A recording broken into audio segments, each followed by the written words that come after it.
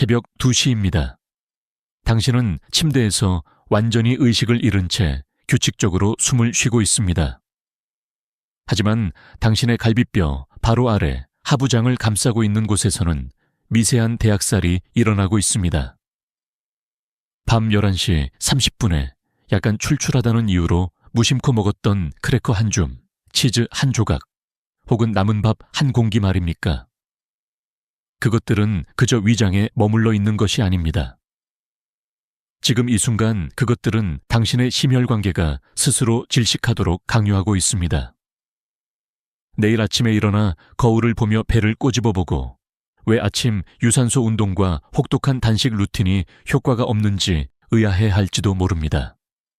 왜 지방이 더 단단하고 두껍고 더 고집스럽게 느껴지는지 궁금해할 것입니다. 그 해답은 칼로리와는 전혀 무관합니다. 그것은 당신이 꿈을 꾸는 동안 장내 혈관에 일어난 일과 전적으로 관련이 있습니다. 우리는 이것을 범죄 현장처럼 다루어야 합니다. 만약 지금 당장 소화관에 영양을 공급하는 작고 연약한 혈관인 장간막 정맥에 미세 카메라를 삽입한다면 적혈구가 부드럽게 흐르는 강물 같은 모습은 볼 수 없을 것입니다. 날카롭고 정제되지 않은 지질 결정들이 꽉 막혀 있는 교통체증을 보게 될 것입니다. 늦은 밤에 탄수화물이나 지방을 섭취하면 신체는 이를 처리할 물리적 준비가 되어 있지 않습니다. 생체 리듬은 이미 소화 시스템의 작동을 멈추라고 명령한 상태입니다. 그런데 갑자기 엄청난 양의 가공되지 않은 연료가 위장으로 쏟아져 들어옵니다.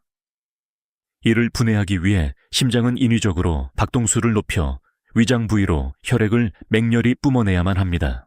하지만 이 비상 대응에는 치명적인 결함이 있습니다.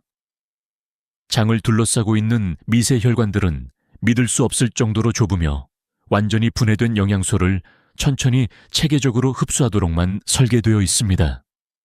그 대신 크고 처리되지 않은 지방 분자들이 이 혈관들을 폭력적으로 들이받고 있습니다. 이 지질 구조들은 미세한 유리 파편처럼 작용합니다. 강제된 심장 박동이 일어날 때마다 이 파편들은 정맥의 섬세한 내벽인 내피세포층을 긁어냅니다. 그것들은 조직의 미세한 균열을 찢어 놓습니다.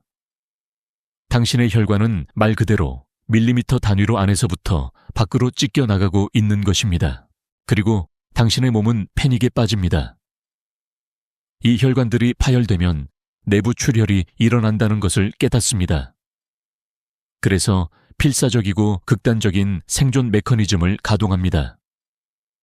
즉각적인 내장 지방의 생성을 지시하는 신호를 보냅니다. 하지만 이것은 피부 아래에 있는 부드럽고 출렁이는 지방이 아닙니다. 이것은 밀도가 높고 단단한 섬유성 조직입니다.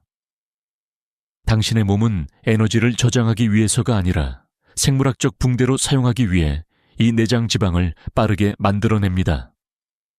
내부 손상을 막기 위해 이 단단한 지방을 찢어진 혈관 주위에 단단히 감싸서 간과 장에 밀착시킵니다. 늦게 음식을 먹을 때마다 당신은 단순히 살이 찌는 것이 아닙니다.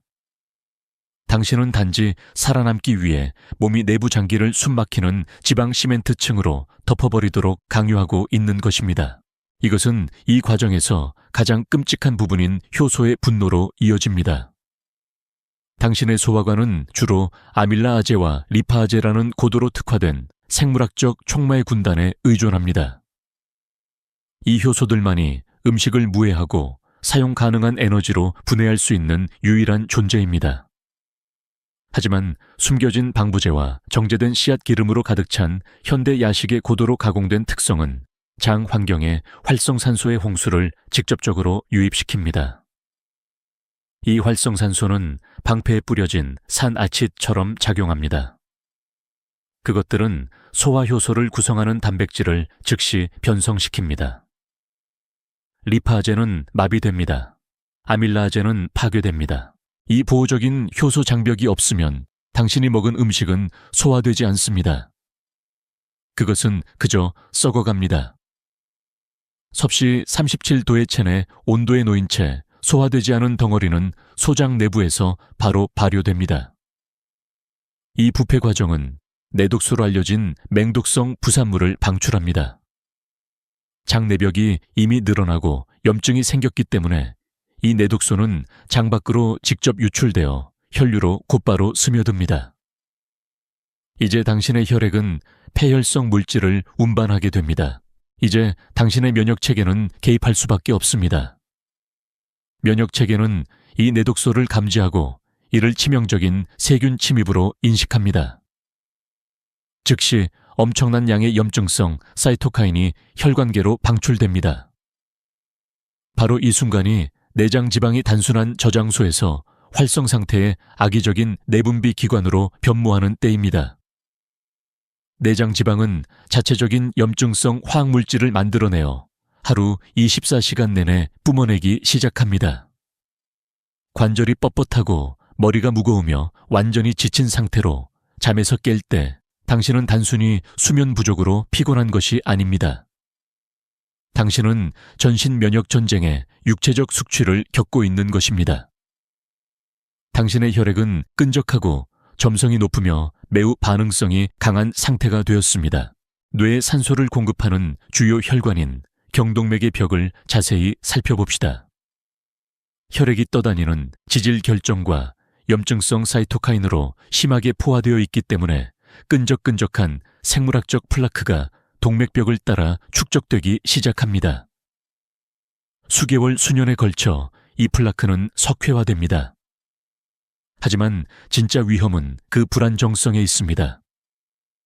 내장 지방에 의해 유발되는 지속적이고 경미한 염증은 이 플라크를 결합하고 있는 섬유성 캡을 약화시킵니다.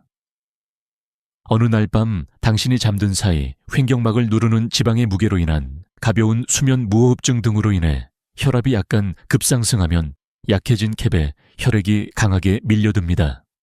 그리고 그것은 파열됩니다. 수밀리초 내에 혈소판이 파열 부위로 몰려들어 상처를 봉합하는 생물학적 접착제 역할을 합니다. 그것들은 서로 뭉쳐 적혈구를 가두고 단단한 덩어리, 즉 혈전을 만듭니다. 이 혈전은 떨어져 나옵니다. 이제 그것은 좁아지는 혈관계의 터널을 통과하여 곧장 위로 향합니다. 목을 지나 뇌의 섬세하고 미세한 혈관으로 들어가고 갑자기 꽉 끼어버립니다. 혈류가 멈춥니다. 산소가 차단됩니다. 이것이 바로 조용한 뇌졸중입니다. 당장 느끼지 못할 수도 있습니다. 다음 날 아침 잠깐의 어지러움, 왼손의 가벼운 무감각, 또는 시야에 일시적인 그림자가 나타나는 것으로 발현될 수 있습니다. 하지만 당신의 신경 조직 중 아주 작은 부분은 방금 죽었습니다. 당신의 야식 습관이 도달하지 못하게 막은 바로 그 산소가 부족해서 말입니다. 단순히 굶는다고 이 지방을 없앨 수는 없습니다. 러닝머신을 뛴다고 이 섬유성 조직이 녹기를 기대할 수도 없습니다. 세포대사가 마비되고 소화효소가 사실상 죽어버린 상태에서는 칼로 제한이 완전히 무용지물입니다. 이 내장 지방의 갑옷을 해체하려면 우리는 정밀하고 미세한 물리적 개입을 실행해야 합니다. 우리는 리파아제 효소를 부활시키고 당신이 자는 동안 장의 화학적 환경을 변화시켜야 합니다. 이를 위해서는 특정한 생물학적 용매가 필요합니다. 밤에 눈을 감기 정확히 30분 전에 정확히 150ml의 따뜻한 물을 마셔야 합니다. 이 물에 살균되지 않은 생사과식초 한 티스푼을 넣으십시오. 이 식초에는 초모라고 알려진 탁하게 떠다니는 물질이 반드시 포함되어 있어야 합니다. 마지막으로 이 용액에 신선한 레몬즙을 정확히 5방울 짜 넣으십시오. 이것은 디톡스 차가 아닙니다. 이것은 표적화된 화학적 타격입니다. 이 액체가 심하게 염증이 생기고 알칼리화된 소화관에 들어가면 식초의 순수 아세트산이 즉시 pH 수치를 급격히 떨어뜨립니다. 이 갑작스러운 산성화는 휴면 상태의 리파아제 효소를 재활성화하는 데 필요한 정확한 생물학적 촉발제입니다. 동시에 초모 안에 떠있는 생효소와 유익균이 지원군 역할을 하여 장 내벽으로 쏟아져 들어가 혈액으로 유출되기를 기다리는 내독소를 중화시킵니다. 5방울의 레몬에서 나온 구연산은 장감막 정맥에 달라붙어 있는 석회화된 지질 구조를 부드럽고 지속적으로 분해하기 시작합니다.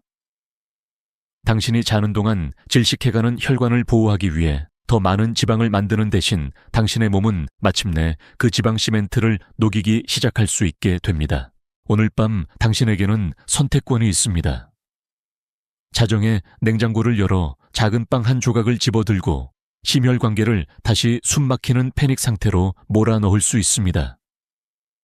아니면 이 간단하고 미세한 양의 아세트산을 준비하여 마시고 잠자리에 들어 당신의 몸이 안에서부터 밖으로 내장 지방을 외과적으로 해체하도록 내버려 둘 수도 있습니다. 당신의 다음 식사가 뇌로 혈전을 밀어넣는 원인이 되게 하지 마십시오. 클라우드9 비츠를 구독하고 알림 벨을 켜십시오. 다음 의학 보고서에서는 간이 플라크를 제거하는 정확한 메커니즘을 밝힐 예정이며 당신은 이를 절대 놓쳐서는 안 되기 때문입니다.